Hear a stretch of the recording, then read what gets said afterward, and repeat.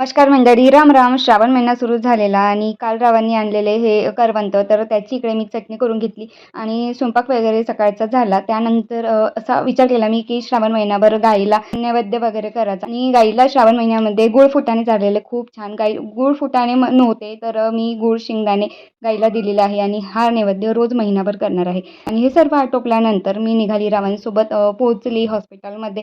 का तर डोळ्यामध्ये तिचं केमिकल गेलं होतं हे सांगितलं होतं, तर त्याचंच ते चेकअप होता, पुन्हा बोलावलं होतं. आणि मग काम वगैरे झालं. त्यानंतर वापस येताना ऑटोनी आली आणि ऑटोनी येताना बघा आता इकडे मेट्रोचं काम चालू आहे, तर त्याचं हे सगळं दृश्य आहे आणि ट्रॅफिक एवढं जाम असताना आता इतक्यामध्ये तर खूप भरपूर. सायंकाळी स्वयंपाकाला ज्वारी बाजरी नाचणीचं जे पीठ मी दळून ठेवलं होतं, तर त्याच्या मी करत आहे इकडे भाकरी. भाकरी चिक्की पण खूप छान आहे आणि लाटता पण हलक्या-हलक्या जर हातांनी लाटलं पीठ घेऊन, तर थोडं बहुत छान लाटता येते. पण त्यापेक्षा मला एका ताईंनी सांगितलेलं होतं, की हाताने कोरपाटावर थापत जा असं, म्हणजे पीठ वगैरे घेऊन.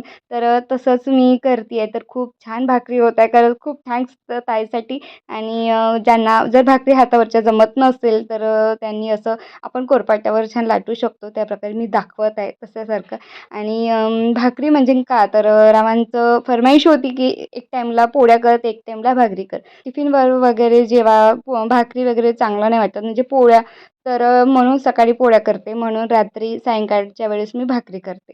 तर बघा खूप छान भाकरी फुलत सुद्धा आहे. तुम्हाला म्हणजे आपण जे हे भाकर जेव्हा तव्यावर टाकतो, तर त्यानंतर आपण वरून पाण्याचा हात घेऊ शकतो किंवा अशीच मी जशी शेकत आहे त्याच प्रकारे कापडाने शेकलं तरी पण सुद्धा होते. तर इकडे भाकर मला थोडी जाडी वाटत होती, तसंच मी इकडे हातावर अशी थापून घेते आहे व्यवस्थितपणे. तर बघा चिक्की आहे की नाही तुम्ही ही भाकरीवरून ओळखू शकता. चला मग पुन्हा भेटूया एका नवीन मिनी ब्लॉगमध्ये. तोपर्यंत मजेत राहा.